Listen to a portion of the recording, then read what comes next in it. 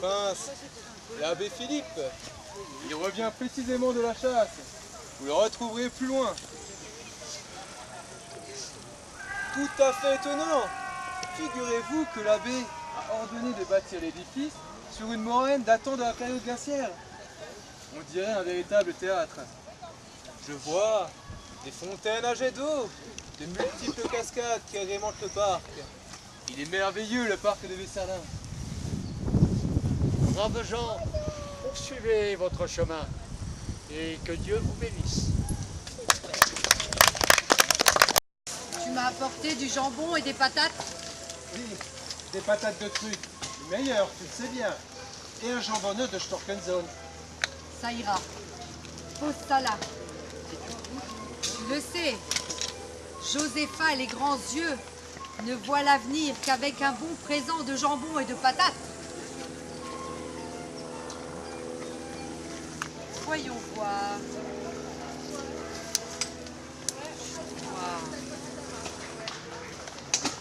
Je vois des flammes. Un tourbillon fantastique de matière incandescente et lumineuse. Un incendie? Me prédis-tu encore le malheur? Méchante femme! Je te prie d'être un peu plus courtois, hein. Sinon je te transforme en crapaud baveux.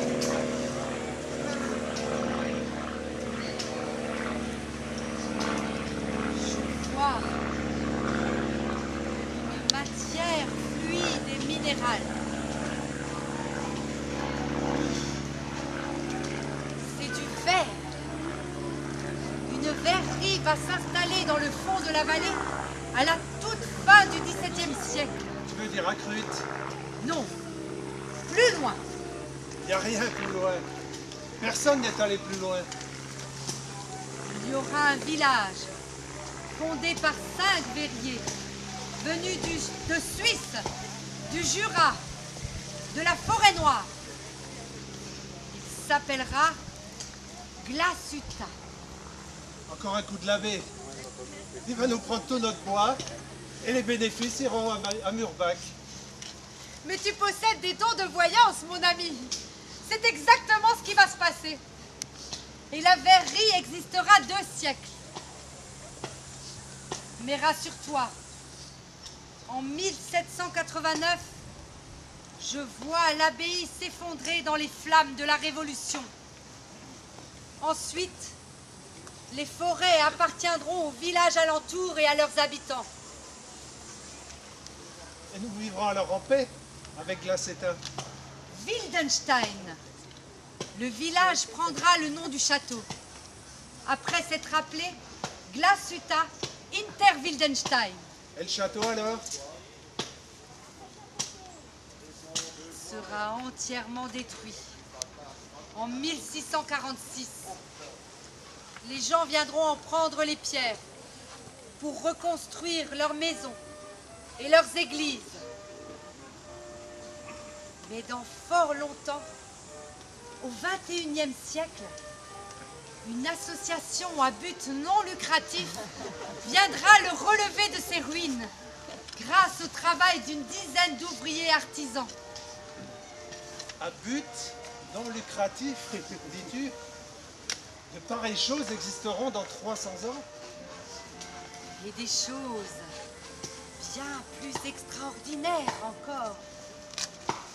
Je vois un passage sous la route pour les batraciens. Je vois un lac au pied du Schlossberg. Je vois des embarcations équipées de pédales pour naviguer dessus. Je vois des représentants de tous les peuples venus l'été se rassembler autour. Pauvre femme, là. Tu as la cervelle encore plus fondue que la glace de Glacéta. Je t'avais prévenu, hein. Je te transforme en crapaud. Ou plutôt, pour te prouver ma bonne foi, je t'envoie au XXIe siècle pour que tu puisses observer le travail de cette dizaine d'ouvriers artisans de l'association Patrimoine et Emploi.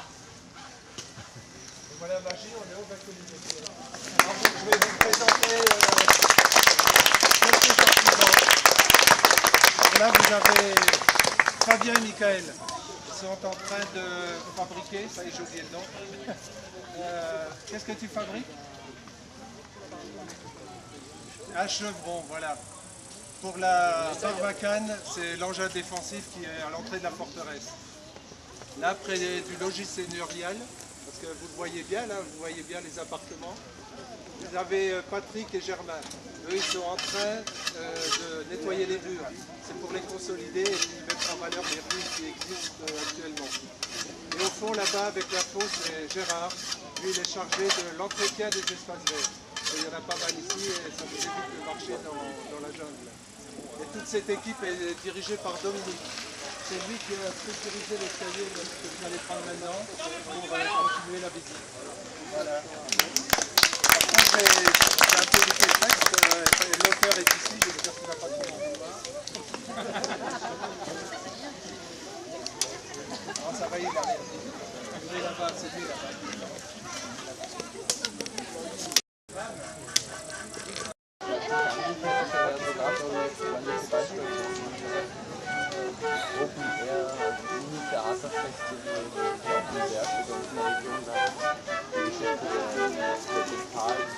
La cruauté marque encore ces forêts éprouvées par le fanatisme destructeur des hommes.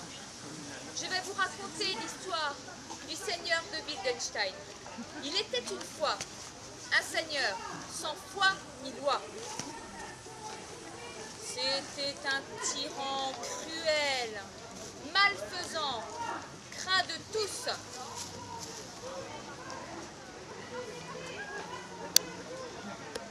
Seule sa femme, douce et vertueuse, pouvait, à l'occasion, lui faire quelques remontrances sur son comportement. Sa plus grande distraction consistait à chasser le jour du Seigneur, mettant ainsi à jour ses envies profanatrices. Un soir de Noël, tandis qu'il s'apprêtait à sortir armé de son arc, sa femme, désespérée, effrayée, lut ce langage. Maître, non, je vous en conjure, ne partez pas chasser le soir de Noël, le soir de la nuit sainte, non, maître. Il pourrait vous arriver un grand malheur. Le scélérat la menace de son poing levé. Regarde à toi, femme, et occupe-toi de tes affaires, sinon je te jetterai par-dessus les murs du château dans le fond du ballon. Fou de rage, le seigneur de Wildenstein quitte le fort et s'enfonce dans la forêt du Boclor. La nuit est sinistre, lugubre, le ciel est plein de mauvais présages, le vent hurle dans les sapins noirs. Tout à coup, le chasseur aperçoit un corbeau blanc, haut perché dans un arbre. Ce sera une prise étrange. Il tire une flèche et transperce l'animal. Pourtant, ne tombe pas et ne s'envole pas. Le corbeau blanc retire la flèche à l'aide de son bec et s'envole, tandis que s'élève une voix mystérieuse dans le dos du scélérat. « Malheur à toi, avec moi !»« Malheur à toi !» Bah, on ne s'effraie pas pour si peu. Il distingue alors sur un rocher un cerf. La bête ne bouge pas. Le seigneur de Wildenstein, qui a pour habitude de ne jamais manquer sa cible, tire 3 flèches successives sur le dit corps qui déjoue les projectiles un à un en les renvoyant au pied du scélérat à l'aide de sa ramure. Le diable est aujourd'hui en moi, et rien ne pourra m'empêcher de faire une prise exceptionnelle. Et l'on entend pour la 2e fois la voix mystérieuse s'élever. Malheur à toi! Malheur à toi! Je le jure par tous les diables, je ne retournerai pas au château sans une prise, même si je dois tuer un homme. Fou de rage, le seigneur de Wildenstein s'enfonce encore davantage dans la forêt et arrive près d'une cascade dont les grondements résonnent de façon sinistre dans la forêt. Et là, il aperçoit un cerf noir qui le fixe de ses yeux étincelants.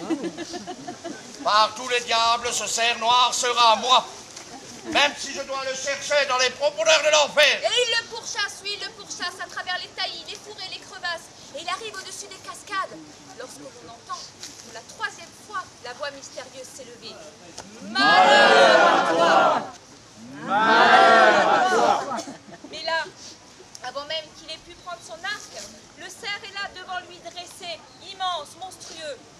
et avec une force terrifiante le précipite dans les profondeurs du gouffre.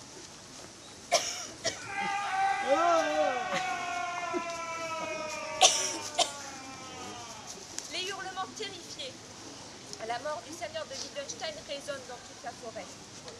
Et je dois vous le dire, aujourd'hui encore, par une nuit de pleine lune ou un jour d'orage, on peut encore entendre les hurlements terrifiés du seigneur de Wittgenstein s'enfonçant pour toujours dans les profondeurs de l'enfer.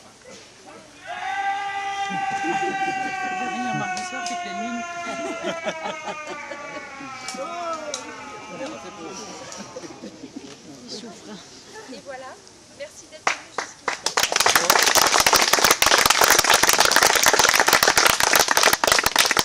Avant de vous laisser reprendre la route, braves gens, je tenais quand même à saluer la présence de l'école de musique de la Ture, ainsi que